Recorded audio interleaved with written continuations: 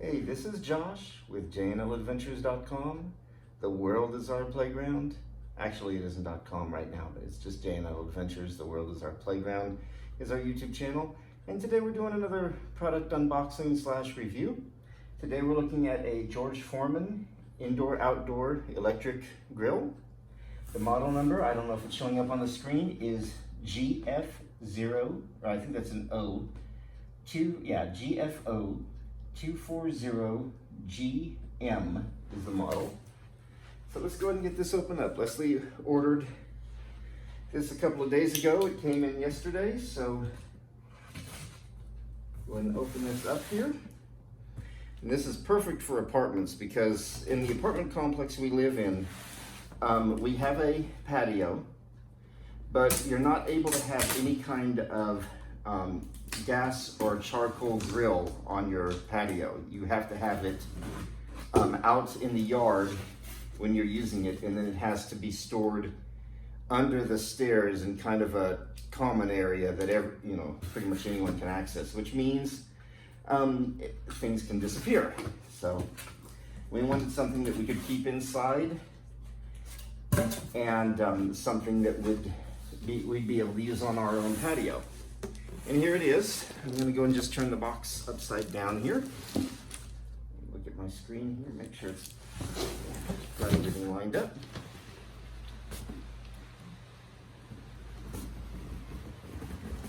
All right. There we go. Just throw that over there. Get that out of the way. Okay. Bring this back right side up. And let me lift this up a little bit. Here's the front. Whoa, make sure that this is picking up. I'm having to do everything by myself today, but there you go, good picture of the box. Okay. And I'm hoping that I've got it at a good angle where everything will be picked up. All right, I'll check, yes. All right, so I'm gonna go ahead and cut the tape on the top here. And now from other videos we've seen of this, you have to be really careful when opening this because everything comes out all at once. And this thing actually comes with a stand and everything, so you can actually have it on a pedestal outside, just like a regular grill, but then you can take it off the stand and use it on your kitchen counter like you would one of the griddles or cooktops. All right, and I see exactly what they mean here. Let me turn the box so you can see. They have it styrofoam on either side, and then, but it's all one piece. Now the two handles come out on the top, but everything else is stuck in the styrofoam, so it is not gonna come out easily. So I'm gonna go ahead and lay it down here. You're probably not gonna be able to see it. I'm just gonna, well, I was going to just pull it out, but I guess I'm gonna tip the box upside down.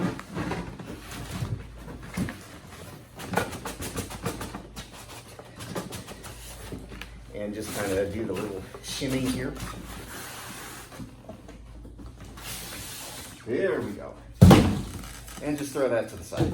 We don't need that anymore. Instruction booklet. Now, be honest. Who reads these? Okay.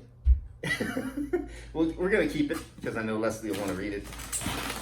All right. In the sides here, we have another handle. We have the handle here. And we have feet for the pedestal. And on the other side, we have another piece, the bar for the pedestal. Okay. Okay. And yeah, again, I think I'm going to reposition and so you can see the rest of this. Okay, I'm back with you. So far we've taken out of the box this upper part of the pole. This also has the latch that holds the grill in place. We have two of the feet, and we have the rest of this left. So Let's see. Yeah, I'm looking at my watch because I have a little display here that shows me what the camera sees. So if you see me glancing at my watch all the time, that's why. All right, we're gonna go and take this top piece off. Nothing on either side. We're gonna throw it over there. And here's our bottom pole. And then here is the barbecue. So we're gonna take this little package out of here. We'll open that up in a minute. And we have the lid. Feels like it's aluminum. Looks like it's powder coated on the outside, so it's really nice. Looks like it's high quality. Okay. And now we have the Big Daddy. Okay. Again, another piece of styrofoam here, empty on both sides, throw it over there, we don't need it. Okay. And I'm going to take this plastic off of the grill. All right. So, tucked up underneath here, we have where it attaches to the pole. We have a piece of cardboard. We have one of the feet, which came off as I was pulling the cardboard off. I'm going to get it lined back up and put back on. Let's see.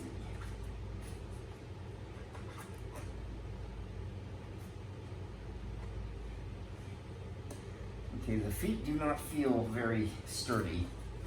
At least the rubber feet do not.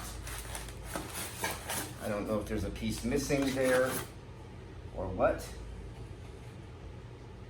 but there are. Okay, we're going to take these off for now because they want to fall off anyway. Okay, so it comes with these rubber feet. Okay, but on the bottom where those rubber feet were covering, there are also little tabs that will keep it stable on your countertop. So you don't have to have those rubber feet on there. Now, here is where your probe connects, right here. Let me check my watch, make sure. Yep, plugs in right here on the side. And here is where it connects to the pedestal. Okay, here's your cooktop. You have your lines here for all your grease to run off, and then you have a trough down here. And underneath is a grease trough that I have not unpacked yet, but there are the openings for that. Nice big openings, so you don't have to worry about, clogging up and overflowing there. So let's start to put this all together now, see what we have here. All right, we have our temperature probe. And as I said a minute ago, this just plugs into the side of the grill. All right, we have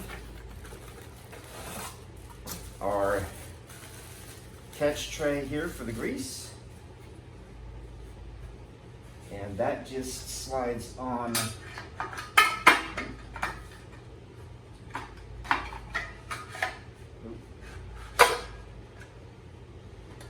See, that's the blind guy record these videos, so there you go. Anyway, slides on now there. Now there is a gap of about 1/2 inch between the base of the grill and the tray, so you don't have to worry about it getting caught and then spilling. It's a very smooth in and out, so you don't have to worry about spilling it.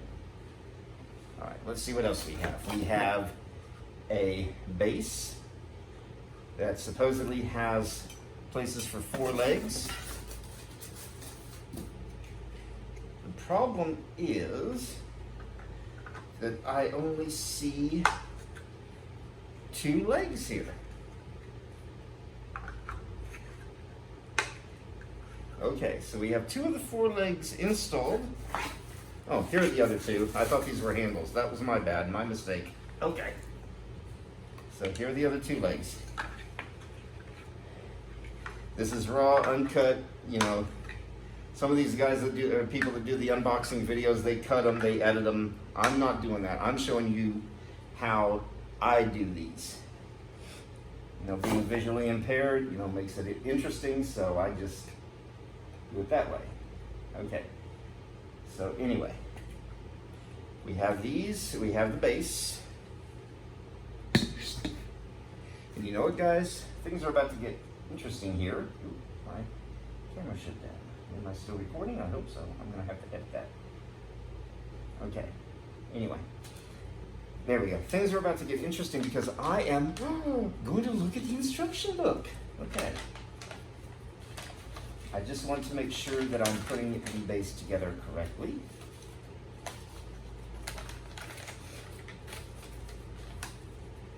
Materials list, good. All sorts of warnings.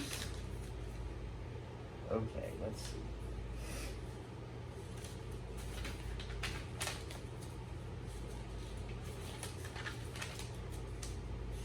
All right.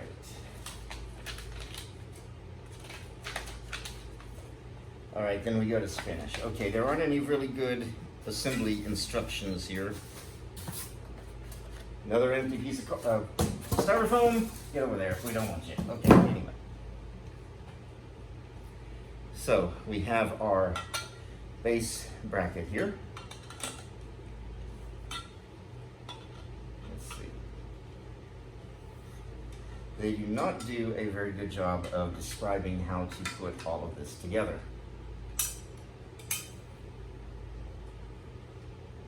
Okay.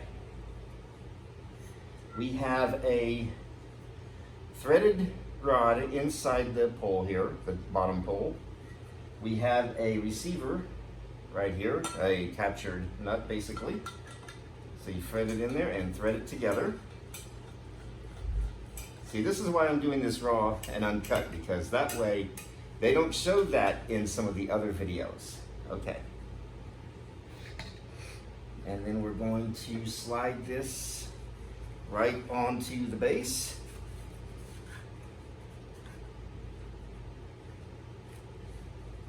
And just twist it and push it down until it's tight. That's done. So our base is pretty much assembled. Now there are these little rubber feet here.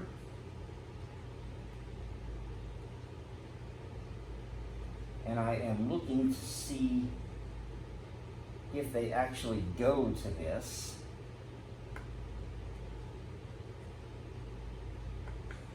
Okay, I'm honestly not sure on these feet because there are no instructions.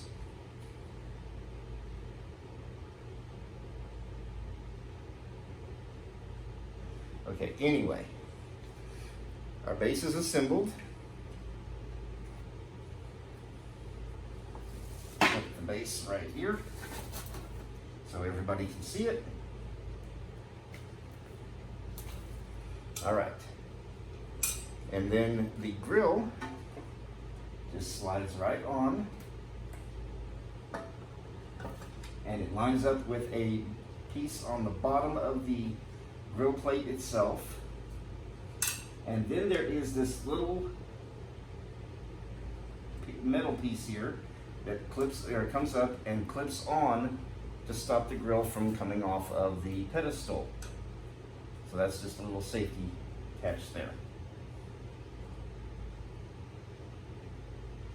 Now see, again, it doesn't say in the instructions, but I think these may have been just for packing, but they're awfully nice to be just for packing. So I'm going to look into it a little further and try to get back to you with more detailed information on these.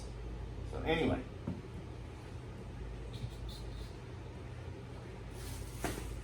the next piece is the handle.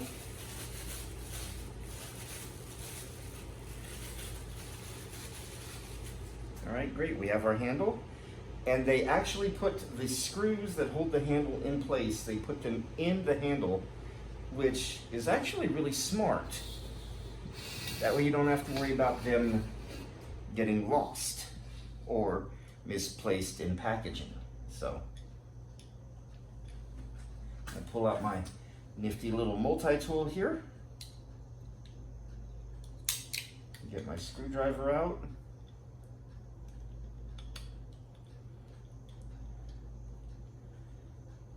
And I just want to get these up where I can grab them with my fingers. And I'll be able to do the job much faster.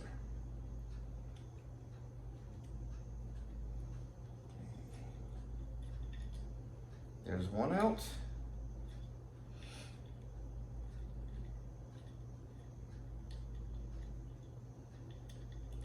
All right.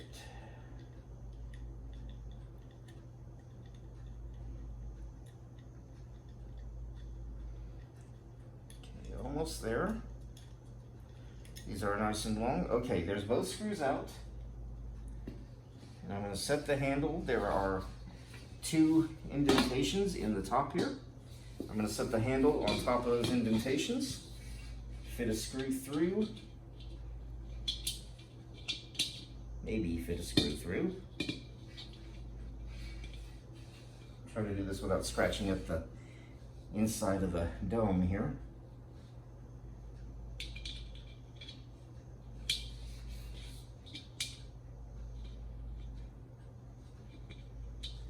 Okay.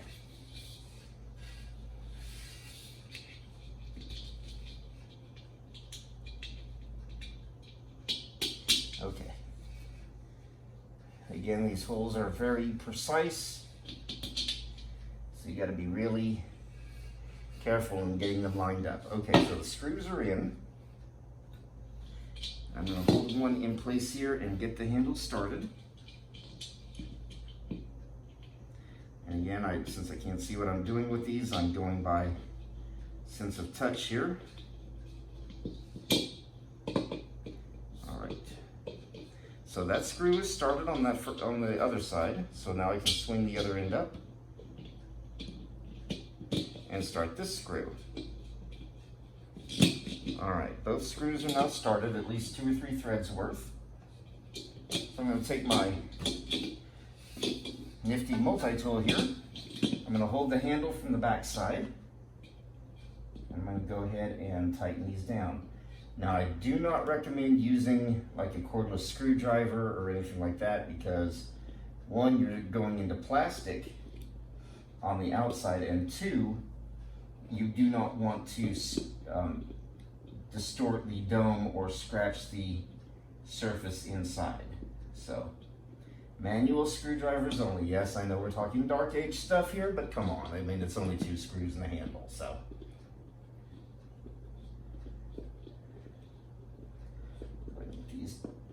And again, you don't want to torque them down, you know, He-Man style. You just want to get them nice and snug.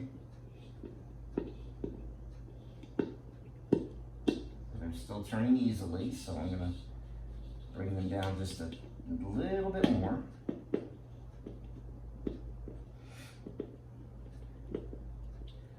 All right.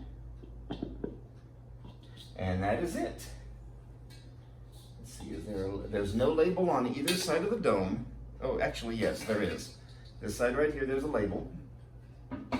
Set that on there. And plug in our probe. And there are 3 little prongs you have to line up.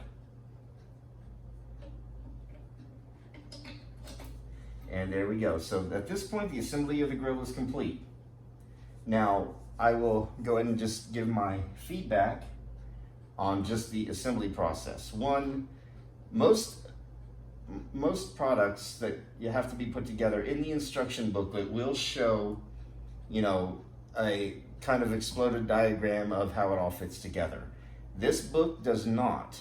So that's why I wanted to go, you know, into detail in the assembly, and I didn't want to cut it, edit it, anything like that. I wanted you to see how it went together. Okay. The next thing I want to say is that the grilling surface is not removable from the rest of the grill, like the heating element underneath, the base, none of that. It is, it is the main structure of the grill. Okay. So that means that when you go to wash this, you're going to basically take the probe off, release the clip down here, lift the whole thing off the tray or off the stand, And you'll pull your grease tray out, wash it separately. But then when you go to wash it, this is what you'll be washing, this whole thing. So most of these products with the probes on them will tell you do not completely submerge in water, because there are, there's a temperature sensor in here, you have your electrical connection, so they don't want this submerged. So you got to be careful when you clean these. Okay. I've given my safety announcement for this video. Okay. Also, I do want to point out there are indentations, and I just discovered this. There are indentations in the top of the pipe that match up to little bumps in the bottom of the grill to lock it into place so it doesn't twist and turn on you. So you get that locked into place so it won't twist and turn. You bring your collar up and it is secure on there. It wiggles a little bit, but not too bad. Put your drip tray back in place.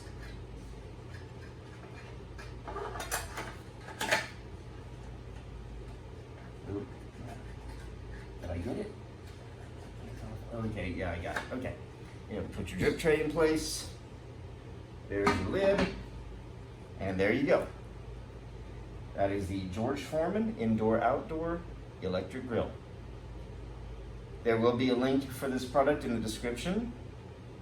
If you have any questions or comments about it, please feel free to leave them below. We'll be happy to hear anything you have to say, any questions that you have. We'll try our best to answer them. And we look forward to seeing you next time. Thanks so much for your patience, as it took me a little while to put this together, and we really appreciate you watching. If you like the video, please give us a thumbs up. If you new to our channel, please feel free to subscribe. We're happy to have you. And we hope you have a wonderful day. Again, this is Josh with J&L Adventures. The world is our playground. Have an awesome day. And we're back. This part is a couple of weeks after the original video was recorded, but I wanted to give you my thoughts on the indoor-outdoor grill that you just finished watching me clumsily put together. Honestly though, it's a really good grill. It does fit quite a bit on the surface.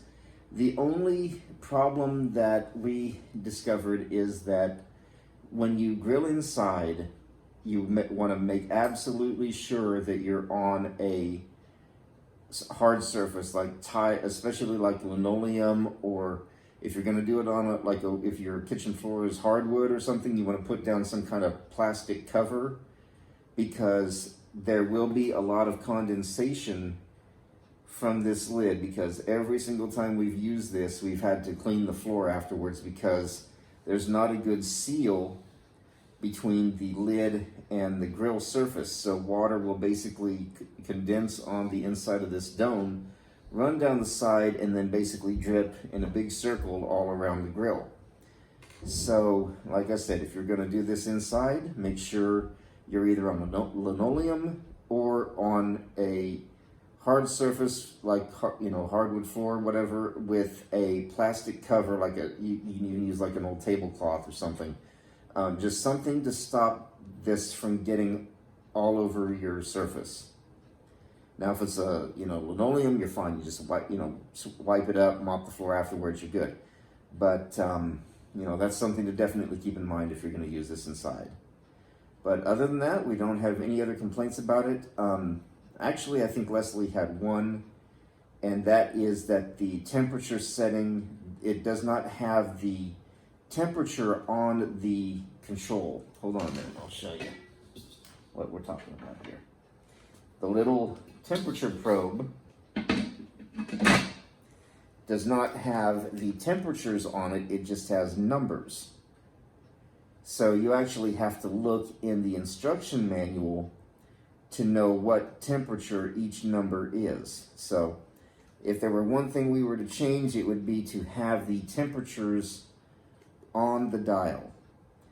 And one thing I would like, as a visually impaired person who can't read the small print, is to have a digital control here with a display that shows the temperature, and then like an on-off button and an up and down button. that I think that would be a huge improvement. Plus, it would make it more accessible for people who are visually impaired, and make make their lives a little bit easier. But other than that, unless Leslie chimes in from the other room, I don't think we have any other complaints about it. Anything, Leslie? No. Okay. We got the seal of approval from Leslie, other than the two things I've mentioned. It is really easy to put together, and it is really easy to take the grill off of the stand if you want to use it on a countertop. Again, just make sure if you're going to use it on a countertop that you have something to catch all the condensation that comes off of this lid. In fact, I'm kind of wondering if you're not supposed to use the lid when you cook inside with it anyway, but that's up to your interpretation. Anyway, that's our video on the George Foreman Indoor-Outdoor Grill. We will leave the information for this in the comments below. We'll leave a link to it as well. If you have any questions or need more information, please don't hesitate to leave a comment down below, and we'll be happy to answer any questions that you have or provide any information that we can. We look forward to seeing you next time. Bye.